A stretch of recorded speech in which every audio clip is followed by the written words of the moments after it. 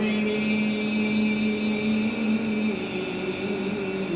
ونتوكل عليه ونعوذ بالله من شرور أنفسنا ومن سيئات أعمالنا من يهده الله فلا مضل له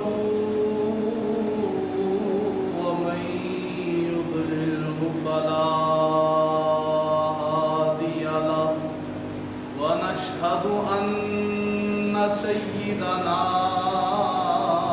ومولانا وهادينا ومهدينا ومرشدنا محمد صلى الله عليه وسلم عبده ورسوله أما بعد فأعوذ بالله من الشيطان الرجيم بسم الله الرحمن الرحيم وعد الله المؤمنين والمؤمنات جنات تجري من تحتها الأنهار خالدين فيها ومساكن طيبة في جنات عدن ذلك هو الفوز العظيم صدق الله مولانا العلي العظيم وصدق رسوله النبي الكريم الأمين إن الله وملائكته يصلون على النبي يا أيها الذين آمنوا صلوا عليه وسلموا تسليما محبت سے درود پاک صلی اللہ علیہ یا رسول اللہ وسلم علیہ یا حبیب اللہ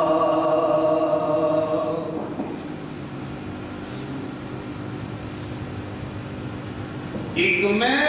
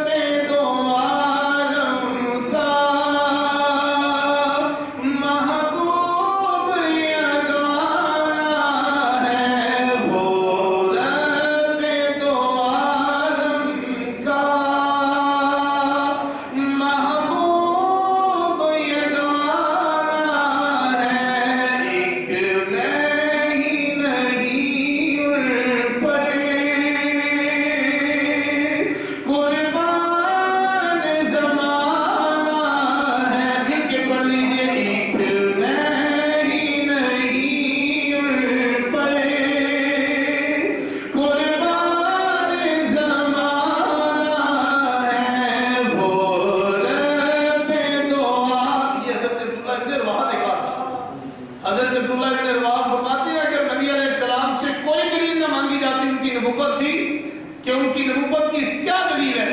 تو سب سے بڑی دلیل ان کا چہرہ مصطفیٰ تھا کہ میرے نبی کے چہرے سے ایسا نور چمکتا تھا جو آج تک چشم فلک نے بھی نہ دیکھا تھا. ایک میں ہی نہیں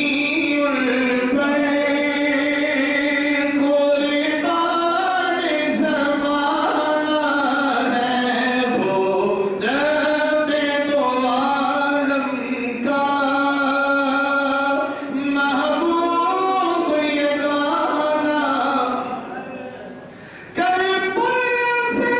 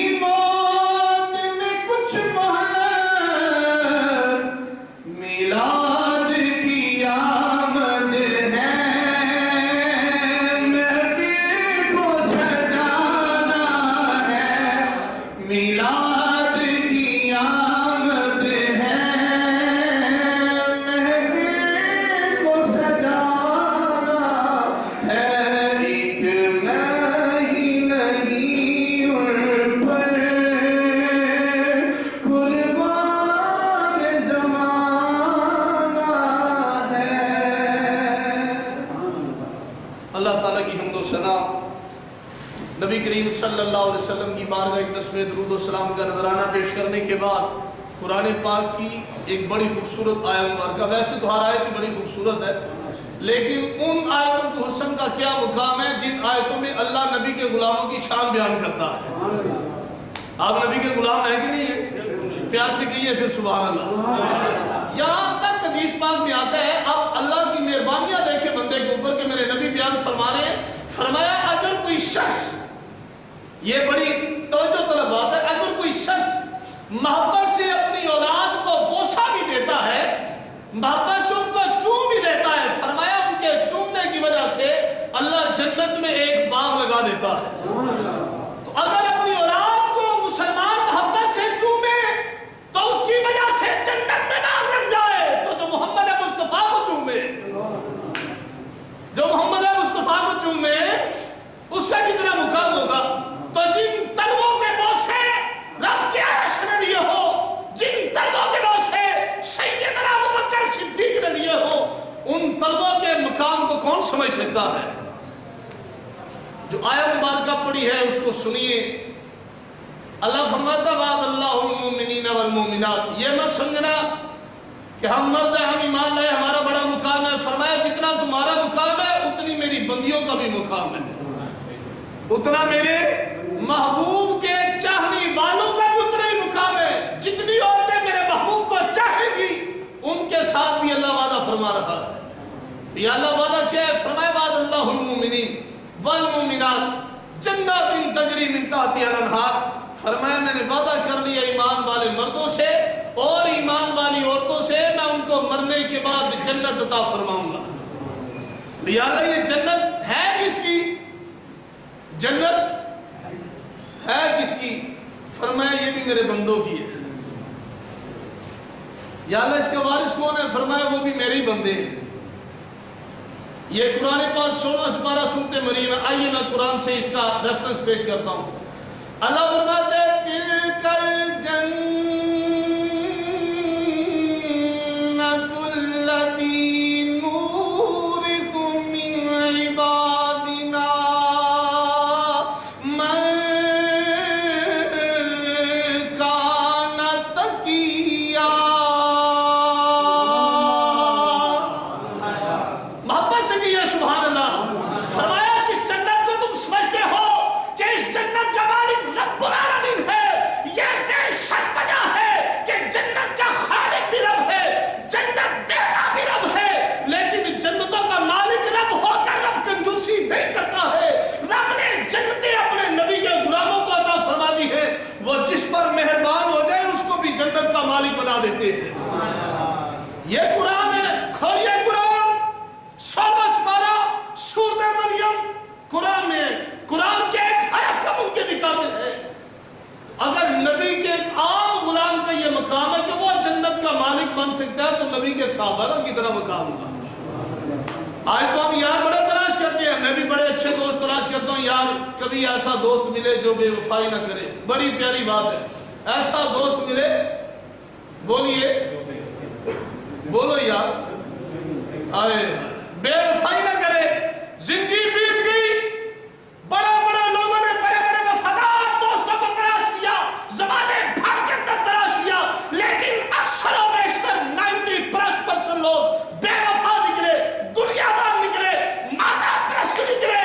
لیکن جب نیک لوگوں کی باری آتی ہے، فرمایا تم نیکی کر کے دوستوں کو تلاش نہ کرنا، نیکی تم کرنا، تمہارے لیے دوست میں تلاش کروں گا۔ یا اللہ وہ کیسے ہوں گے؟ فرمایا تم میری تلاش میں نکلے ہو نا۔ کس کی تلاش میں؟ حضرت امام اعظم حنیفہ رضی اللہ تعالیٰ عنہ سے ان کے استاد صاحب نے فرمایا بیٹا جاؤ ذرا گھاس اکھاڑ کے لے کے آؤ۔ ہاں سارے بچے کلاس میٹ سن کے گئے، بڑے بڑے انہوں نے کٹورے بھرے، بڑے بڑے انہوں نے ٹوکریاں بھری گھاس کی، سڑک پر اٹھا کر لے آئے۔ تو حضرت امام اعظم حنیفہ رضی اللہ تعالیٰ عنہ خالی آتی آ رہے، بچپن کا زمانہ ہے۔ ایسا زمانہ ہے، یہ اصل لوگ ہیں جن کی بچپن سے ماں تربیت کرتی ہے۔ جب خالی آتا ہے تو استاد صاحب نے فرمایا بیٹا تم نہیں لے کر آئے کچھ، تم خالی آتا ہے کہ گھاس نہیں ملا تمہیں کہیں سے بھی؟ تو کہنے لگے حضور میں جس جگہ پر بھی گیا ہوں نا، جس جگہ پر بھی گیا ہوں، جس میں نے گھاس کو اکھاڑنے کے لیے ہاتھ آگے بڑھایا نا، وہی گھاس میرے اللہ کا ذکر کر رہا تھا. تو میں نے سوچا کہ میں اس گھاس کو کیوں اکھاڑوں جو گھاس میرے اللہ کو یاد کرتا ہے. استاد صاحب نے فرمایا بیٹا سنو، اس وقت تک کوئی درخت نہیں کاٹا جاتا جب تک کہ وہ اللہ کے ذکر کے اندر رہتا ہے. جیسے ہی درخت اللہ کے ذکر کو چھوڑ دیتا ہے، درخت کے اوپر آرا چل جاتا ہے، وہ کٹ جاتا ہے. محبوب کے غلام اس وقت تک غلام رہیں گے جب تک اپنے نبی کے نام کے اوپر تحفظ اور پہرا دیتے رہیں گے.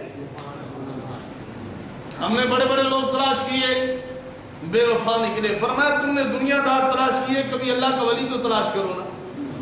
جب نبی علیہ السلام کی باری آئی تو نبی علیہ السلام نے اعلان نبوت کیا تو التجا کی بارگاہ سمدیت میں، یا اللہ میں نے بھی یار ڈھونڈنے، میرا بھی تو کوئی دوست ہونا چاہیے جس سے میں راز کی باتیں کر سکوں، جس سے میں باتیں کر سکوں، جو میرا ہم سفر ہو، ہم رقیب ہو، ہم ردیف ہو، جس سے میں بیٹھ کر اپنا دکھ درد بیان کر سکوں. اے میرے مالک کس کو تلاش کروں؟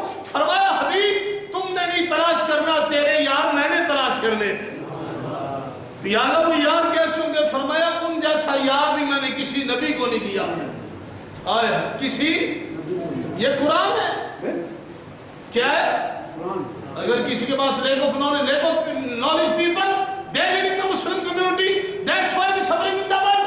They don't have even enough knowledge to answer the people who seeking the protection in this world. جو دنیا کے اندر رہ کر اپنے لیے پناہ ڈھونڈتے ہیں، ان کو اگر کوئی سوال کر ان کو جواب دینے والا کوئی نہیں. میرے نبی سے پوچھو. میرے نبی نے فرمایا اہل علم سے اللہ کے ولیوں کو تلاش کرو، جس کو ولی مل جائے گا اس کو اللہ ہر سوال کا جواب بھی عطا فرمائے گا. ولی ملنا ضروری ہے، تلاش کرنا بھی. بولیے تلاش کرنا بھی. تو یا اللہ میرا یار کون ہوگا؟ فرمایا تیرے جیسا میں نے نبی کوئی نہیں بنایا، تیرے یار جیسا کوئی یار نہیں بنایا. یہ قرآن ہے. سنیے 26واں پارے اور سورۃ فتح کی آخری آیت مبارک ہے. اور یہ وہ نبی کے صحابہ ہیں. ہم تو ان کا شان بیان کریں گے، ہم تو ماننے والے، ہم تو چاہنے والے، ہم تو اپنی گردنیں کٹوانے والے لوگ ہیں. ہم نے تو شان صحابہ، شان اہل بیت بیان کرتے رہنا ہے. لیکن یہ وہ نبی کے صحابہ ہیں جن کی شان عیسیٰ علیہ السلام نے بھی بیان کی ہے. بات نہیں سمجھ آئی؟ جن کی شان، ابھی تو ابو بکر صدیق پیدا نہیں ہوئے تو عیسیٰ علیہ السلام نے مجمع لگایا.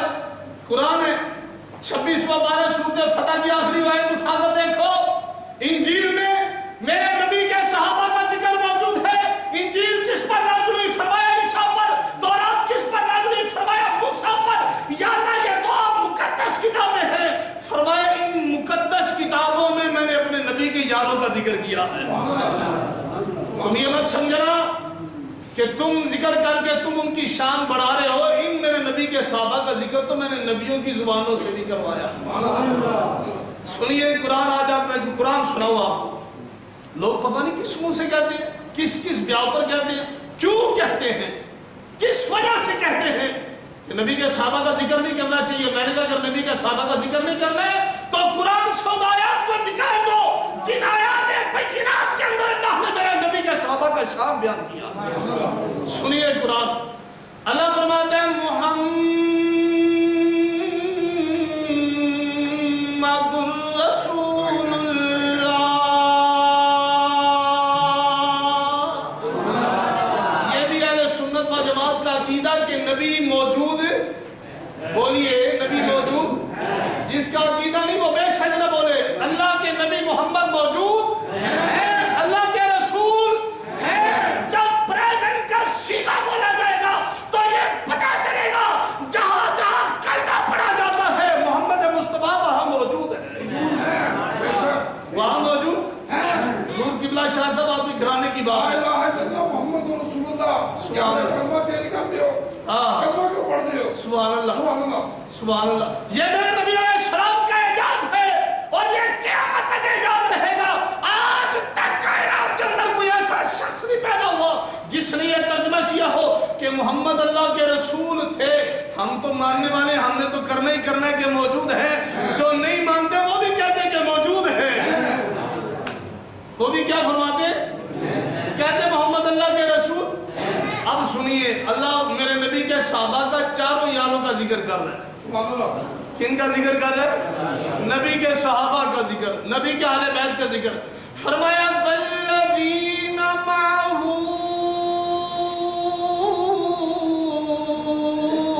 اشداء علی الکفار رحماء بینہم تراہم رکعا سجدا یبتغون فضلا من اللہ ورضوانا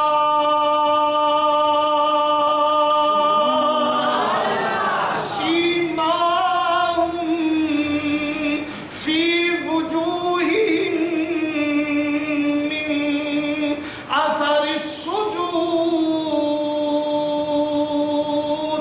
ذالک مثلہم فی التوراۃ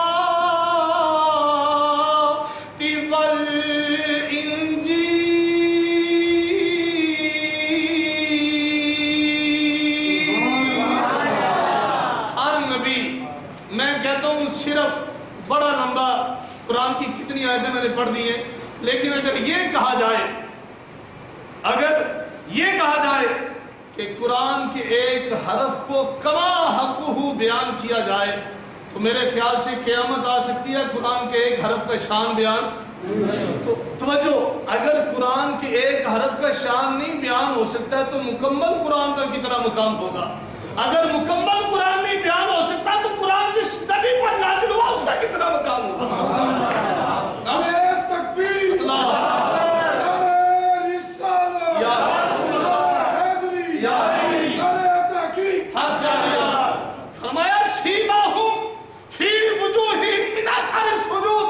میرے نبی کے غلاموں کی سب سے بڑی پہچان یہ ہوگی ان کی پیشانی سے نور چمک رہا ہوگا. یا اللہ وہ تو سجدہ کر کر کے کالے نشان پڑ جائیں گے، نور کب چمکے گا؟ فرمایا جب قیامت ہوگی میرے نبی کے غلاموں کی پیشانیوں سے نور چمکے گا. کیا چمکے گا؟ لوگ سمجھتی ہیں یہ کالا ہو گیا یار، یہ بڑے لمبے سجدے کرتا ہے، یہ قرآن ہے. سیماہم فی وجوہہم من اثر السجود. فرمایا سجدوں کا اثر ان کی پیشانیوں سے نظر آئے گا. یا اللہ یہ تیرے نبی کے صحابہ ہیں. فرمایا تراہم رکعا، کبھی تو ان کو دیکھے گا تو وہ رکوع کر کے رو رہے ہوں گے. یا اللہ تیرا بڑا عظیم مقام ہے، سبحان ربی العظیم، سبحان ربی العظیم. یہ کہہ کے رو رہے ہیں. یا اللہ یہ رو کیوں رہے ہیں؟ فرمایا مسلمانوں کی بخشش کی دعا کر رہے ہیں. سجدن سجدہ کرتے ہیں، ساری رات سجدے میں پڑے ہیں، رو رہے ہیں. یا اللہ یہ گناہ بھی نہیں کرتے ہیں پھر بھی روتے ہیں. فرمایا ان کے دل میں میرا خوف موجود ہے. جس انسان کے دل میں خوف نکل جائے تو وہ شتر بے مہار ہو جاتا ہے. جس کے دل سے خدا کا خوف، یہ چور ڈاکو ڈکیتیاں کیوں کرتے ہیں؟ ان کے دل میں قانون کا خوف نہیں ہے، ان کو پرواہ نہیں ہے، یہ قانون کو چیلنج کرتے ہیں. لیکن میں یہ سمجھتا ہوں اصل مسلمان وہ ہے کہ جس کے بارے میں میرے محبوب صلی اللہ علیہ وسلم نے ارشاد فرمایا المسلم من سلم المسلمون من لسانہ ویدہ. فرمایا سب سے بہترین مسلمان وہ ہے جس کے ہاتھ سے، جس کی زبان سے کوئی دوسرا مسلمان پریشان نہ ہو. یا رسول اللہ یہ تیرے نبی کا صحابی ہے. آخری بات کر رہا ہوں، توجہ. نبی علیہ السلام کے پیچھے نماز پڑھی ابو بکر صدیق عمر فاروق نے. سلام پھیرنے کے بعد حضرت ابو بکر صدیق رضی اللہ تعالیٰ عنہ نے ایک قلعہ گاڑا. بڑی محنت سے قلعہ تلاش کیا، اسے گاڑ رہے. گاڑنے کے بعد چل دیے. دوسری نماز کا وقت آیا، حضرت عمر فاروق آئے تو انہوں نے قلعہ پکڑ کے اکھاڑ کر پھینک دیا. تیسرے صحابی نے میرے نبی کی بارگاہ میں سوال پیش کیا، یا رسول اللہ صلی اللہ علیہ وسلم اس نے قلعہ گاڑا ہے، ابو بکر اس کا نام ہے، جس نے اکھاڑا اس کا نام عمر ہے. دونوں کو بلائیے، دونوں سے پوچھئے گاڑنے والے نے گاڑا کیوں ہے اور اکھاڑنے والے نے اکھاڑا کیوں ہے. تو میرے نبی علیہ السلام کی عدالت سے جی. فرمایا ابو بکر تو نے قلعہ کیوں گاڑا تھا؟ یا رسول اللہ صلی اللہ علیہ وسلم صرف اس لیے گاڑا تھا کوئی ایسا بھی مسافر آ جائے نماز پڑھنے کے لیے جس کے پاس سواری ہو، وہ تسلی سے سواری کو یہاں باندھ کر تو اللہ کی بارگاہ میں سجدہ تو آرام سے کر سکے نا۔ تو میں نے تو اس نیت سے وعدہ تھا، فرمایا ابو بکر تجھے تیری نیت کا اللہ نے ثواب عطا فرما دیا۔ اے عمر تو نے کیوں اکھاڑا؟ تجھے پتا نہیں اس کو گاڑنے والا ابو بکر ہے؟ یا رسول اللہ مجھے نہیں تھا پتا کہ اس کو گاڑنے والا ابو بکر ہے۔ فرمایا تو نے اکھاڑا کس لیے؟ یا رسول اللہ آپ کو تو علم ہے کہ آپ کا ایک صحابی ہے عبداللہ ابن ام مکتوم، اس کی دونوں آنکھوں سے اسے نظر نہیں آتا ہے اس کی دونوں آنکھوں سے اس کو نظر نہیں آتا۔ میرے ذہن میں خیال آیا اگر وہ نماز پڑھنے کے لیے آیا، اسے ٹھیڈا لگ گیا، وہ گر جائے گا، اسے چوٹ لگ جائے گی، لوگ مذاق اڑائیں گے، دیکھو مسلمانوں کے رب کو سجدہ کرنے آئے ہیں، تکلیف اٹھا رہے۔ میں نے اس لیے اکھاڑ دیے، اکھاڑ کر پھینک دیے۔ فرمایا ابو بکر تجھے اللہ علیحدہ ثواب عطا فرمائے گا۔ عمر تجھے علیحدہ۔ یا رسول اللہ کیوں؟ فرمایا دونوں کی نیتیں اچھی تھی، دونوں کی بولو دونوں کی۔ آج اگر for the sake of Allah Almighty and to please Nabi Kareem sallallahu alaihi wasallam, if we want to purify ourselves، اگر ہم چاہتے ہیں ہم لوگ پاک ہو جائیں، تو صرف اس زبان کو اپنے کنٹرول میں کر لیں، کسی کی غیبت نہ کریں، بیک بائٹنگ نہ ہو، چگلی نہ ہو، برائی نہ ہو، عیب نہ ہو، تو یقین کریں معاشرے میں خود ہی امن پیدا ہو جائے گا۔ جب نبی علیہ السلام یوں بیٹھے، فرمایا حبیب کیوں پریشان ہے؟ یا اللہ ہر ایک کا دوست ہوتا ہے، میرا دوست بھی کوئی نہیں ہے۔ فرمایا حبیب تیرا میں دوست ہوں۔ نہیں یا اللہ دنیا میں تو کوئی ہونا چاہیے نا، ویسے تو تیرا میرے ساتھ ڈائریکٹ لنک ہے۔ موسیٰ کو جب چاہیے، موسیٰ تجھ سے بات کرنا چاہے، وہ طور پہاڑ پر جائے، تو فرمایا وہ موسیٰ تھا، اسے طور پہاڑ پر جا کر مجھ سے بات کرنی پڑتی تھی، لیکن تو میرا حبیب ہے، جہاں دل چاہے گا میں تجھ سے بات کر لوں گا۔ حبیب تو مکے میں، تیرا رب مکے میں تیرے اوپر قرآن نازل کرے گا، تو مدینے میں تیرا رب مدینے میں تیرے اوپر قرآن نازل کرے گا، تو غار میں جائے گا، جبریل قرآن لے کر غار کے اندر آئے گا۔ یا اللہ وجہ کیا ہے؟ فرمایا کلیم میں حبیب میں فرق تو ہونا چاہیے نا۔ تو یا اللہ اگر دو نبیوں کے محبت کے اندر فرق ہے، ان کے ایفا میں فرق ہے، تو پھر یا اللہ مجھے کوئی ایسا دوست عطا فرما جس جیسا کوئی نہ ہو۔ تو فرمایا تجھے ایسا دوست دوں گا جس جیسا میں نے پہلے کسی نبی کو نہیں عطا فرمایا۔ یا اللہ وہ کیسے ملے گا؟ فرمایا میں نے تیرے لیے ازل سے ہی چن لیا ہے۔ کب سے چنا ہے؟ ازل سے چن لیا۔ یا اللہ اس کا نام کیا ہے؟ فرمایا ذرا آسمان کی طرف نظر اٹھا کر دیکھ۔ جب نظر اٹھائی آسمان کے پردے چھٹ گئے تو دیکھا اس کا نام ابو بکر صدیق ہے۔ فرمایا یہ تیرا یار ہے جو دنیا میں بھی یار ہے، قیامت والے دن بھی یار ہوگا۔ لوگ تو دوست تلاش کرتے ہیں، اب تو کھیت تماشا بن گیا۔ جو پیر میں نے ایک ساتھی سے پوچھا، میں نے کہا یار جو بھی پیر آتا تم اس کے مرید ہو جاتے ہو، جو بھی پیر آتا اس کا مرید ہو جاتے ہو، ایسا کیوں کرتے ہو؟ کہتا ہے جی جتنی شکر ڈالیں گے اتنا ہی میٹھا ہوگا۔ تو میں نے کہا ایسا نہیں ہے۔ حضرت سلمان فارسی نے عرض کی یا رسول اللہ میرا دل چاہتا ہے اپنے مذہب پر بھی عمل کروں، آپ کے مذہب پر بھی۔ میرے نبی نے فرمایا دو نیا کا سوار کبھی پار نہیں لگتا، اگر جنت میں جانا ہے تو محمد عربی کا جملہ پہن کے جانا پڑے گا۔ ایک ہی آدمی کے لڑ لگ جائے تو بندہ کامیاب ہو جاتا ہے۔ حضرت سیدنا بکر صدیق رضی اللہ تعالیٰ عنہ، بچپن کا زمانہ ہے، زمانہ جاہلیت ہے، لوگ بیٹھے شراب پی رہے ہیں، تو یا اللہ تیرا نبی بھی پاک ہے، یہ آخری بات ہے وہ جو تیرا نبی بھی پاک ہے، تو نبی کا یار بھی تو پاک ہی ہونا چاہیے۔ ابھی کلمہ نہیں پڑھا ہے، ابھی کلمہ نہیں پڑھا ہے، تو باپ نے دیکھا سارے لوگ بیٹھ کے شراب پی رہے ہیں، بیک بیٹنگ کر رہے ہیں، برائیاں کر رہے ہیں۔ حضرت ابوبکر صدیق رضی اللہ تعالیٰ عنہ کو انگلی کے ساتھ لگایا، لے کر چل دیے۔ جب چل دیے تو ایک بت خانہ آیا، وہاں پر بڑے بڑے بت بنائے ہوئے تھے، یہ فلاں قسم کا بت ہے، یہ فلاں کام کرتا ہے، یہ فلاں کام کرتا ہے، یہ فلاں کام کرتا ہے، یہ ہماری پریشانیاں دور کرتا ہے۔ جب حضرت ابوبکر صدیق رضی اللہ تعالیٰ عنہ بچپن کا زمانہ، تو کہنے لگے ابا جی کیا کرتا ہے؟ کہنے لگے جی ہماری پریشانیوں کو دور کرتا ہے۔ حضرت ابوبکر صدیق رضی اللہ تعالیٰ نے پتھر اٹھایا، اس کے منہ پر مارا، پاش پاش کر دیا، ٹکڑے ٹکڑے کر دیا۔ باپ نے کہا بیٹا یہ کیا ہے؟ حضرت ابوبکر صدیق کہنے لگے کہ میں نے سوچا جو ہماری پریشانیاں دور کر سکتا ہے اپنی بھی کرتا ہے کہ نہیں کرتا. میں نے سوچا اسے آزماؤں. جب باپ ابو قحافہ نے دیکھا یہ تو بچہ ہی بڑا کمال کا ہے, انگلی کے ساتھ لگایا, تھپڑ مارا, ماں کے پاس لے کر چل دیے. کہنے لگے آج تیرے بچے نے ہمارے بت کے منہ کے اوپر پتھر مار کر پاش پاش کر دیا ہے, کیسا یہ تیرا بیٹا ہے؟ تو ماں کی آنکھوں میں آنسو آ گئے. ماں بھی ام الخیر تھی, ماں بھی یار وہ ماں, اگر غوث پاک کی ماں کا اتنا مقام ہے تو ابو بکر کی ماں کا کتنا مقام ہوگا ہے؟ جس ماں نے ایسے بچے کو جنم دیا جس کی شان میں اللہ کا قرآن نازل ہو رہا ہے. بات نہیں سمجھے آپ, جس کی شان میں قرآن نازل ہو رہا ہے, اس نے ہمارے بت کا منہ توڑ دیا. تو ماں کی آنکھوں میں آنسو آ گئے, کہنے لگے اتنی بے دردی سے تھپڑ مارا آپ نے, اس کے منہ پہ نشان پڑ گیا. جلدی سے ماں بھی نا چوم کے سینے سے لگا لیا. کہنے لگی اے عبد الکعبہ, اس وقت ان کا نام زمانہ جاہلیت میں کیا تھا؟ عبد الکعبہ. اے عبد الکعبہ کے بابا ایک بات نہ بتاؤں آپ کو؟ کہا بولیے.